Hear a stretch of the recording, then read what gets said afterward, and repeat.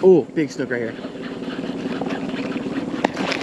Most days when I head out in the water, I have this grand game plan of how I'm going to fish and how I'm going to film a video and kind of a theme in mind, but today was really just about getting back out on the water and getting in my groove and trying to figure things out. I've been at home a lot more with a newborn and my 2-year-old son trying to help my wife, and it's nice to start getting back into regular fishing. Look at that sheep's head right there, literally poking his head out of the water, eating things off the branch. And there's another one just to the left of him around the same size. It's a little harder to see, but he's literally pulling his head nearly completely out of the water. I wish I had a tighter zoom lens, man. That is so cool. Oh, there's a great look at him. Wow. Little crab lure right here. We'll see if this works for us.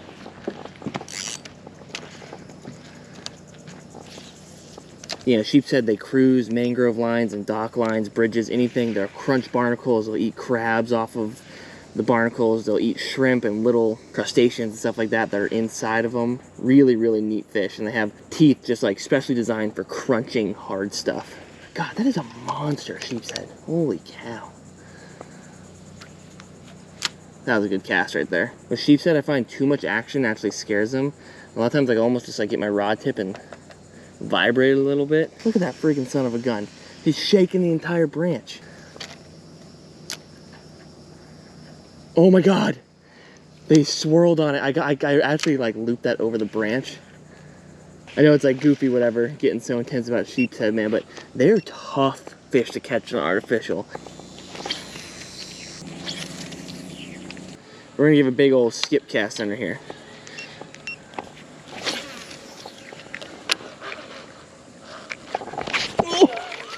Oh, absolutely pounded.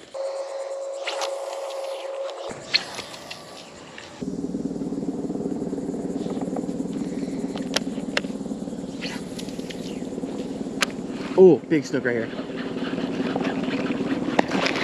Oh, he missed it. He missed it. Dude. Gosh, that he freaking popped it, but he just didn't get it. Dude, I freaking buttered that thing's biscuit right there, man. I saw him after I casted, and I threaded that right across the top of his head. I'm gonna spin around in a circle, and hopefully they're still hanging around, like looking for that, the scraps of that basically now. All right, class is in session. Welcome to Skipology 101 here. If you can't skip cast, like, I don't even mean this in a condescending way, like you're missing out on fish, and you're missing out on a lot of bites, because the ability to make a good skip cast will let you get into areas that the fish are truly hiding in. And so it just takes time and practice. It'll allow you to get underneath docks and mangroves, any type of structure, and get into the shade. And I mean, it's just gonna increase the amount of bites you get. So to make a good skip cast, you wanna get parallel, like you're skipping a stone, you know? If you picked up a flat stone, you would kind of sidearm it, and as you get better, you could do a little underneath whip. And so when you're starting out, it's way easier to go just sidearm and skip it like that.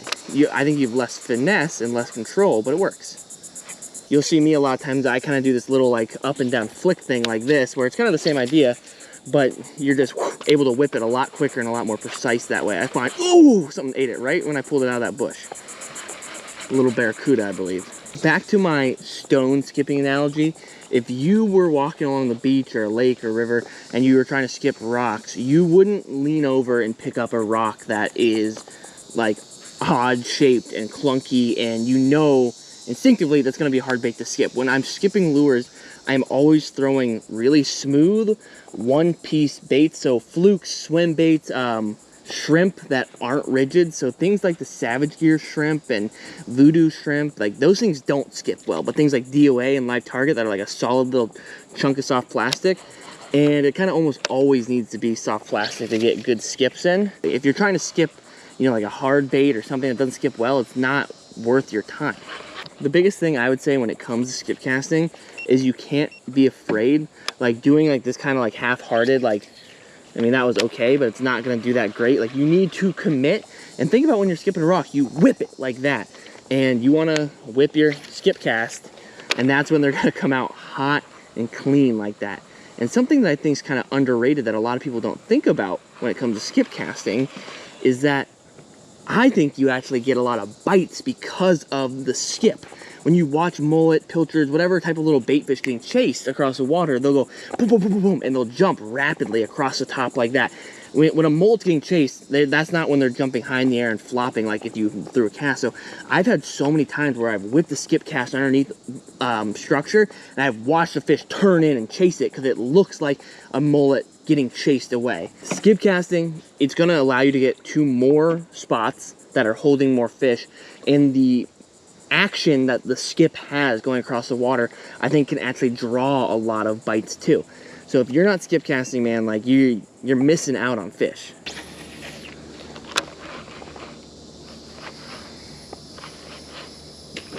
Oh, that was just not a super big fish. I don't think he even had the entire fluke in his mouth there. So I'm throwing a 7-inch fluke now. That was sweet. Like that was probably like a 24-inch snook, which is not bad. Oh, wow, that was a good fish. What? All right, we're re-tied after being broken off. It's a bit of a bummer. It's probably like a 32 to 34-inch snook that came up and piped this. And now looking back, it's unlucky and negligence by my part of that barracuda. I've been hit by 2 or 3 barracudas while I've been coming through here, and one of them must have nipped my leader a little bit, and I didn't notice it because I never even set hook into that fish, and he just grabbed my bait and it broke off instantly. It's a shame.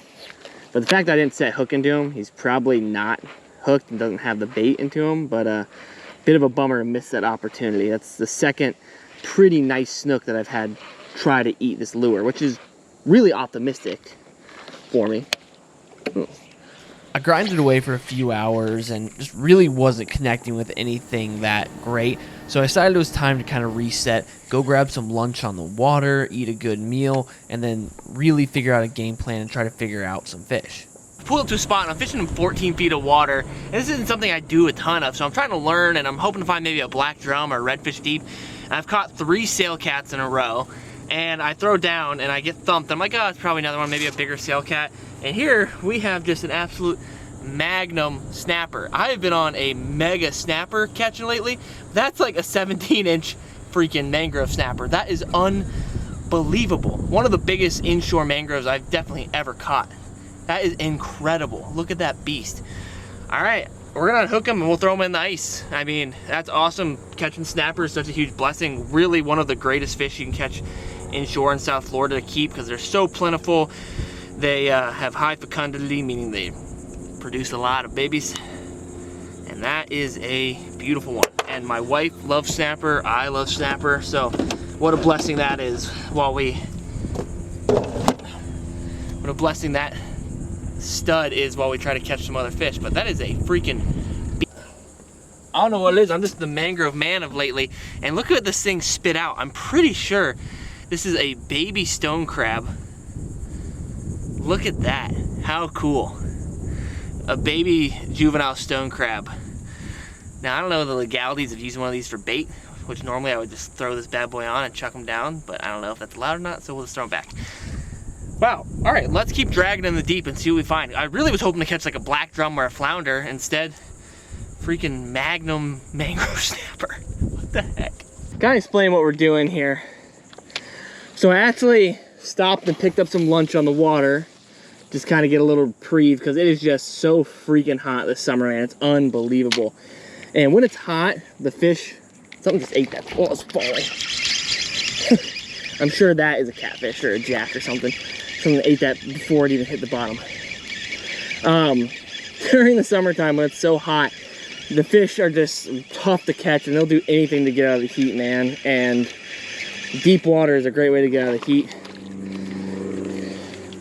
That is about the 4th one of those I've caught in the past 10 minutes. That is a tiny little sail cat. So I was driving down the river and I crossed over a spot that went from like 8 feet deep to 14 to 17, back to 8, back to like 10 again, and really, really interesting depth contour.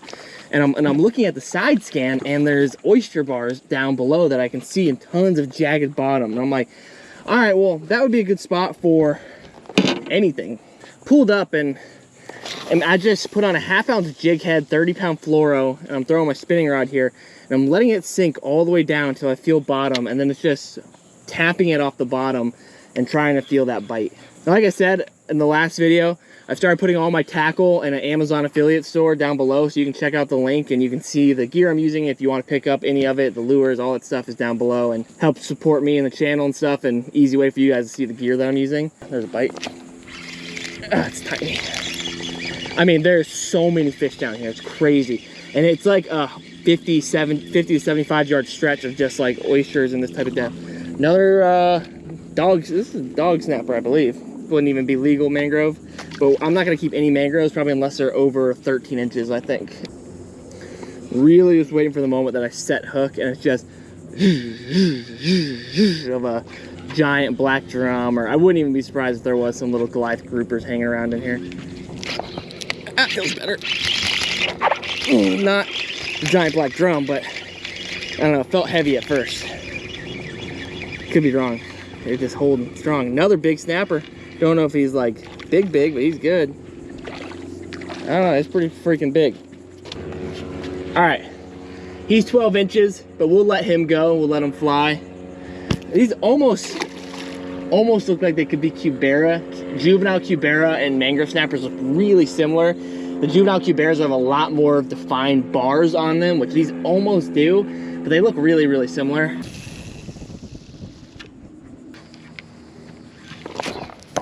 That's so heavy, man. Holy cow. What the heck? Oh, that was like 8 and then head shake city. It's gotta be a big snapper or a catfish, but hopefully a big freaking snapper. That is heavier than anything else I've hooked so far. What is it? It's right under the boat. Oh, freaking jack crevalle. That makes way more sense.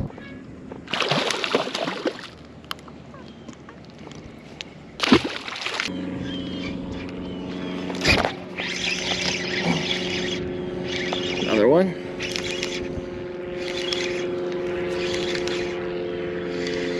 Mangrove.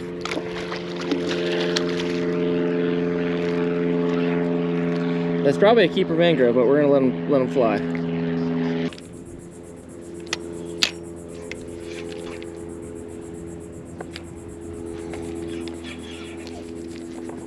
That was weird. This is heavy. Good Lord. What the heck? That is so weird. I was like kind of like slacklining it in a weird way over a hump right underneath the boat. I don't know what this is gonna be. Oh my God. Giant sailcat. This is kind of the dilemma of doing this deep oyster bed fishing here, is that you really don't ever know where you're gonna pull up. This could have been a 20-inch snapper. Instead we got a 20-inch sail donkey. A sailhina, as it were. Ahoy! Bucket mouse, baby, bucket mouse. All right, I want to talk real quick about what I'm throwing here. So we are bouncing around a little gulp swimming mullet. This is honestly like kind of an old school lure. Like I remember fishing as a kid with my dad and we'd throw grub, this is what we call them, just a curly tail grub. And that's basically a remodeling of this that has little scale patterns, looks a little more detailed. And with gulp, the things are always scented. Now, obviously this isn't like a sponsored endorsement or whatever, but I would say throwing like gulp shrimp or gulp mullet is legitimately the easiest way to catch fish in saltwater. It gets more bites than anything else. Like over DOA, Voodoo, Savage Gear, it doesn't matter. Like, because they're so jam-packed with scent, they are going to catch more fish. Now, do I necessarily catch a ton of like giant fish on them all the time? No, not really. I've caught some good reds, some good trout. I've caught black drum. These catch everything though, and by everything I mean everything. And I don't know how much I'll put. I've caught 4 snapper, 2 really good ones. I think I've caught 8 to 10 catfish now. You catch jack, ladyfish, you catch pufferfish, boxfish, lizardfish, like literally every fish inshore along the beach is gonna try to eat these things. And so it does bring in a little bit of frustration of like, I've gone out and I've fished with these and I've wasted an entire pack because every single one of them has got bitten in half by a freaking pufferfish before I can even catch anything. But there are times where they work so well, especially when the bite's tough. And I honestly could say, like, whether you're a really great fisherman or you're getting just into it, like, you can't go wrong with throwing these if you don't know what to throw. And color wise, it's like, if you're fishing dark, dirty water like I am right now, throw something dark or throw something really bright. So gold or a white, or like a white and red, something that contrasts. And as you get into more natural or cleaner colored waters, throw something more natural. I've caught some really good redfish throwing like natural colored swimming mullets across flats, and these work really great for sight casting too. Like, this has become one of like my kind of sneaky secret favorite baits that I've started throwing a lot because they just work really well. Like, I don't know if I can think of a better lure for like all-purpose general everything in salt water. If you guys have an idea, leave a comment below and let me know what you think maybe the best all-purpose saltwater lure is. But like most of my gear now, this will also be linked down below in the little Amazon store, so you want to pick some up, you pick up some jig heads, those are down there too. All right, let's see what else we can dig up from the depths, and then maybe we'll go try to catch a big snook before we call it a day.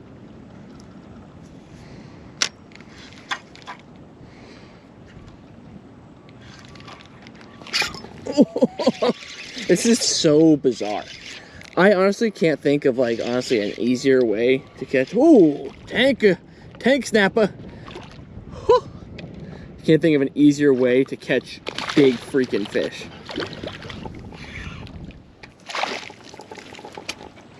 Another snapper right there. So he'll pass me. Let's get a measurement on them. These are great snappers for inshore. Holy smokes. That is a 15er right there. So he's gonna go on the ice to join our other one. That is beautiful, beautiful stuff, my friend. And that's what I said, where you catch a lot of everything. I mean, every cast I'm getting bit multiple times. We're catching a ton of different species. I'm just like vertically jigging freaking cubera snapper and mangrove snapper off the bottom right now. It's nuts. Absolutely nuts. To close out the day, I decided to go back to the big snook grind for an hour or so. Went back to the area where I saw some big fish this morning, but just didn't connect and couldn't really find anything. So after a very long day in the hot Florida sun, it was time to head back to the ramp. It felt good to get back in action, and fishing's been a little different for me now that I'm a father of two, but it's crazy how much I appreciate every moment I get to get out there. And as things get a little normal, we'll be getting out there more and more and putting out more videos for you guys. I appreciate you. Until next one, see ya.